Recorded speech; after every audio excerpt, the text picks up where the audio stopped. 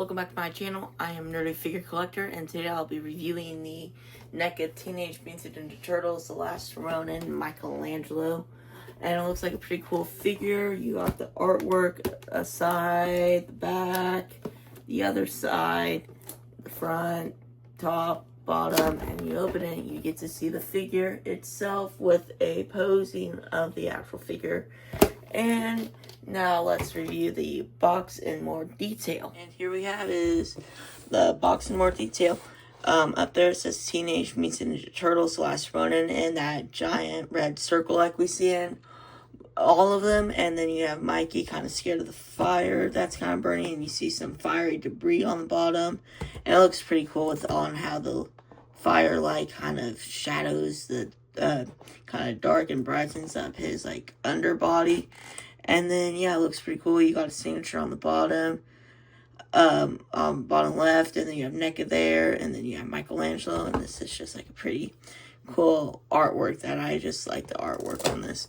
And then if you open it up, you see Michelangelo with his like kind of angrier look and his nunchucks in there, and it looks like he just beat up a few footbots, which look pretty great. And he's just like, I could take on more, I could do this all day.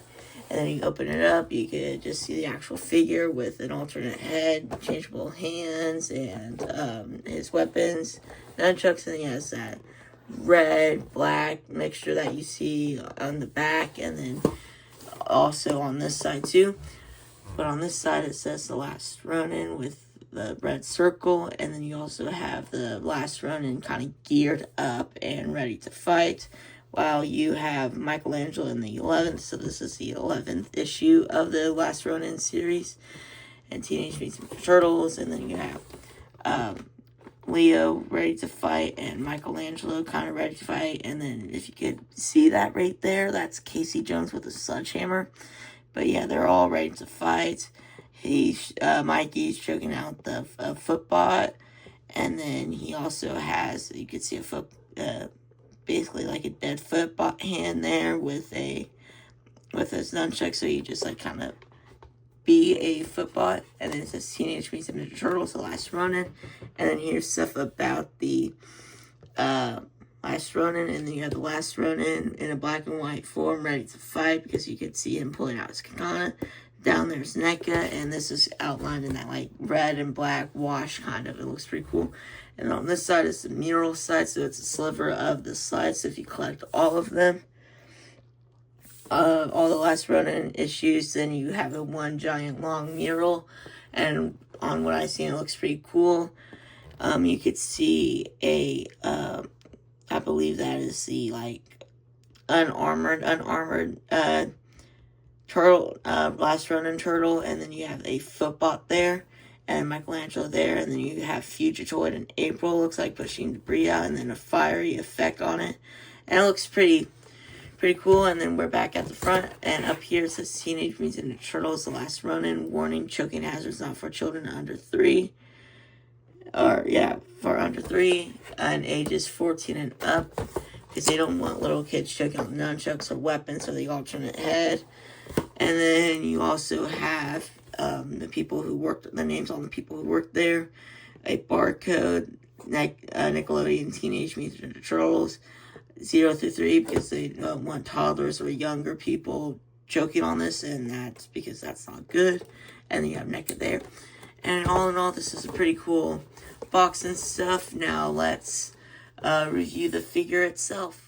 And also here is the back of the box. Sorry, I did forget to review this before the figure, but the art of the box is basically the same thing that we seen with all the Last Ronin figures, with the kind of darkish red covered in the black wash with dots and smears, which looks pretty cool and pretty nice. And it is the same thing, but still it looks nice and represents the Last Ronin colors basically on that. Everything gets sturdy and stuff. And but yeah, this looks pretty nice, pretty cool. Same thing we have before, but still nice and cool. And now let's just review the figure. And here we have is the figure outside the box. And it looks like a pretty cool detailed figure. Now let's just start with the articulation on the head. So if you, like you said, can move up that much and down that much, which is pretty cool. Side to side. So he has a pretty cool movement on the head. The shoulders move up that much. He has like a bottom shoulder swivel, and then he has double jointed elbows and up and down wrist movement too. So man, that's pretty cool. I feel like his shoulder would move up higher if the armor wasn't really in the way. But what can you do?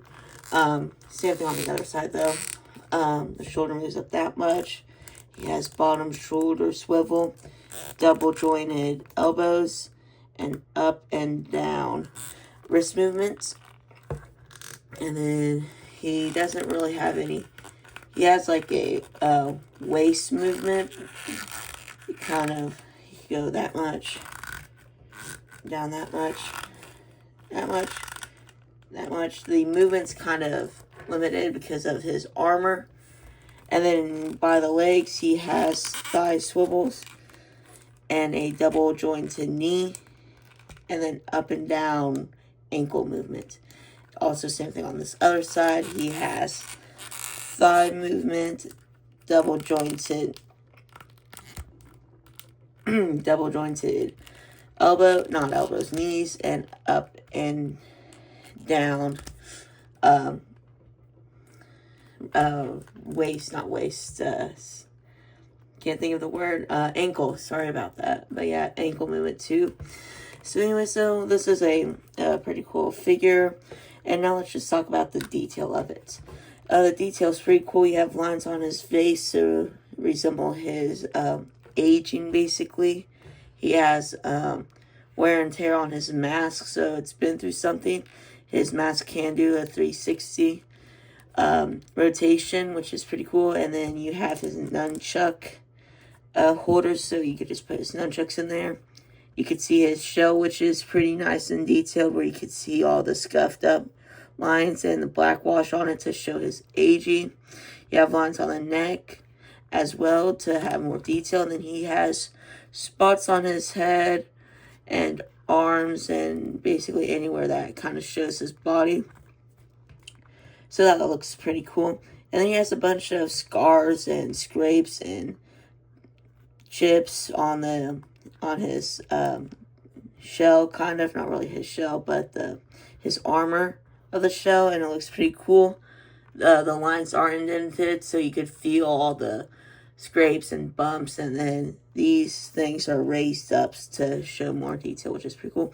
And then I do like the different colors of kind of tan they used, and yeah, it just looks good that they just use different colors, and it just goes really well. There are black lines on this to resemble the like layering of it and the shadowing, which is pretty cool. This scarf stays kind of, or the hood stays. And then if you go down to the arms, he has black lines on the tape to resemble the layering of it, and the tape's layered, so you could feel a bunch of bumps there. And he has armor on his hands, on the back of his hands, and then you could see fingernail indents, which is pretty cool and a nice attention to detail. Same thing on the other side. You have black lines on the tape, and then the tape is layered so you can feel all the bumps and stuff. And then he does also have armor on this hand too, on the back of the hand. And then he also has, you could see fingernail indents too. So that's pretty great. You got some pockets down here, which they can't do anything. They're just there for, because that's how it was in the book. And then he also has cool details on these like ropes and stuff. Not ropes, but I have no idea what they're called, but they look pretty cool. And then he has no elbow guard there or anything, but on this side he does. And then there's another orange thing. And there's just basically orange armor to represent his mask, I think. But it looks pretty cool. He has these, like, thigh guards or whatever, which also pretty look well. He has this belt around his thigh. I have no idea what that's for. Then he has orange knee guards, so he could protect his knees so he doesn't scrape his knee. And then if you could look, you could see some black layers or black lines on this tape, and it looks pretty cool like the other ones. And it's also layered. And then this time you have toenails, but that are outlined. And then down here is also layered too. And then you have the peg. On the other side, you have the also the black lines that represent the layering of it, and then it's also indented so you could see it, and it's pretty bumpy and kind of realistic on how it would be if you taped your foot. And then you also have black lines to outline the toenails. So this is a pretty scuffed up, pretty cool figure. If you open it up, you have to see some green there. You also see some green in here. And then you have, like I said before, you have nice dots because that's what some turtles do have. And you have a bunch of lines that represent layering of it or wear and tear from fighting so many decades, because they're not really Teenage Mutant Ninja Turtles in the last Ronin, because I think they're like in their 20s maybe. I do not know because I don't think it said it, but comment down below on what their age was in the last Ronin. But this is pretty cool. The armor on it, the clothes on the figures, it looks pretty cool, and it doesn't really get away that much. He could also kick that high, so it's a pretty good kick. You could kick a footbot or a Sinja patrol bot, which is pretty cool. You can't really twist minus that down there, so there's that. But anyway, so it looks pretty great. The black lines are really cool on the representation on the wear and tear of it too. Okay, now if we just have, there we go. Now let's talk about the accessories, and let's just start with the head. The head is a pretty cool, alternate head is a pretty cool one because it shows him being more angry. You see some teeth rather than this one. It's already on the figure. Hold on,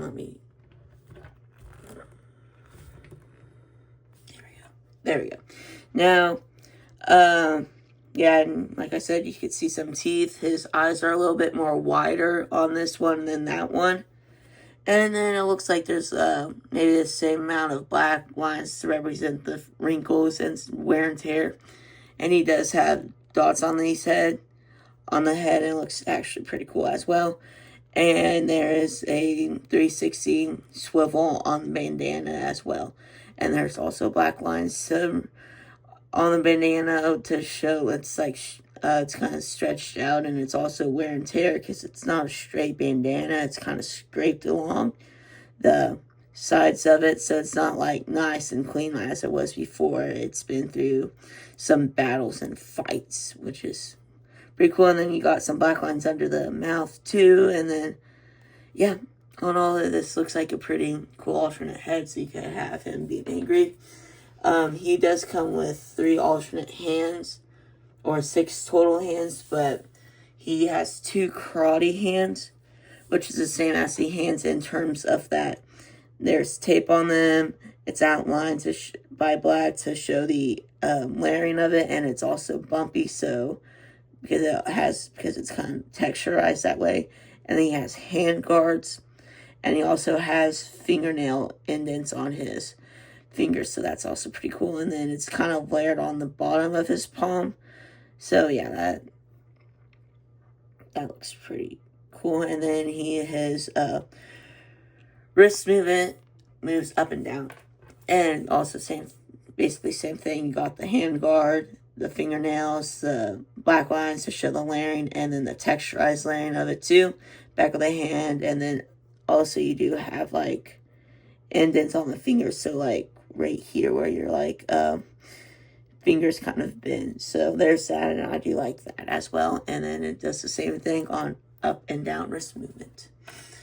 Then he comes with gotcha hands because it's like he has like these are grabbing hands, like where you grab a foot soldier and throw it, or anyone really.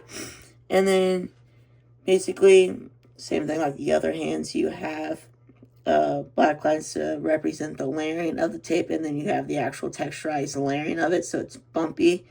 Then you have back of the hand guards, and then fingernails, and then back of the line.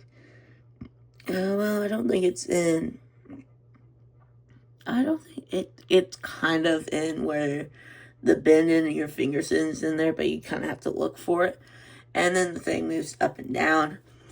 Same thing with this one, hand guard, texturized layering, and black and white layering, fingernails, and then the finger indents on the back of your hand, and then layering on the palm of your hand, and moves up and down. And then final, last hands, he has gripping hands, so these are the hands you would use for your nunchucks. And then same thing, you got back of the hand guards, black lines to represent the layering kind of it, and also the texturized layering of it. And then you could see the fingers have fingernails, and then you can't really see if they have like the indents on the back of their finger, or you can't really feel if there's a layering issue, or not issue, but layering texturized in the palm. But it looks pretty cool. And yeah, that's just, I like how they they should match, but I do like how Neca did pay attention on having this exactly the same, and the movement goes up and down. And same thing for the other one, it moves up and down, back of the hand, black lines to represent the layering, and then texturized layering too, so you could feel the bumps, and then finger has fingernails, which is pretty nice. And then for the final two accessories, he comes with his nunchucks, and they look actually pretty cool. They have this black wash on them to show them that they've been through some stuff. And then there's tape on there too, and there's no black lines, but it is texturized, so you could feel all the bumps. And I believe this is real metal and not like fake plastic metal, which is covered in paint shiny, but I do think this is real chain metal. Comment down below if it is or isn't, but then there is also same thing on the other side where it's no black lines for the grip, but it is layered, so that's also pretty cool. And yeah, and it's also flexible, so you can actually swing it like a nunchuck. And then same thing for the other one. You got nice texturized grip, and then a metal chain, which is pretty cool. And then yeah, and that is it for the basically talking about the accessories and the figure. Now let's just talk about the posing and the scaling of it, and then that would be the end of the video. And here I have is a pose of Mikey and Karai fighting each other. And I know that this didn't really happen in the comic book, but well, here's the fight that you never saw. But I have Mikey with his alternate head, with him holding one of his nunchucks, kind of blocking himself, and then here's Karai with her hangry head, kind of going to slice, but Mikey kind of blocked it with his nunchuck, and kind of Mikey's on his knees, like kind of in a sturdy stance, ready to, and just ready to block and then kind of fight and stuff. But anyway, so it was a kind of easy pose for Mikey, but getting Karai in the stance was kind of hard. But all in all, this is a nice pose that I like. And now let's do two more, and then we will move on to scaling. And here I have is Mikey kind of punching a Sinja patrol bot. And this pose was kind of hard to make, because it's you have to kind of pose the Sinja bot, and then Mike had to kind of naturally hold it with the fist.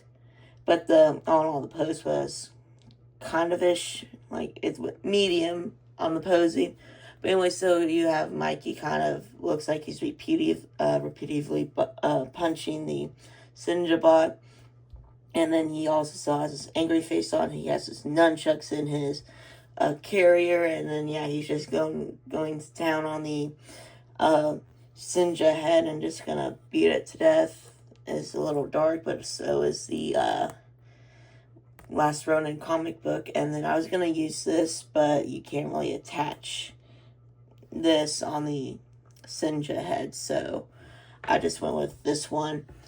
But all in all, this pose looks pretty great. Now let's do one more pose, and then we'll move on to scaling. And here we have is Mikey kind of choking out the another Senja bot, I believe. But anyway, so I kind of took inspiration from one of the poses they did on the Michelangelo box, where he was choking out a foot bot. But I traded that foot bot out with a another Senja bot, and then the Senja bot's kind of grabbing the chain, but really can't reach it. And then Mikey's just looking straight away from it, not really looking at the Senja bot, just ready for the Senja bot to kind of deactivate. But anyway, so this is kind of an easy pose. The only hard part was the chains aren't really long enough for a nunchucks. Like the nunchucks that went with the Last Ronin ones are kind of differenter, like compared to Mikey's nunchucks, where they're kind of longer with a longer kind of grip to it. But they're kind of smaller, so it was kind of difficult. And Mikey's kind of grip hands are kind of too wide to hold the kind of tinier grips ones.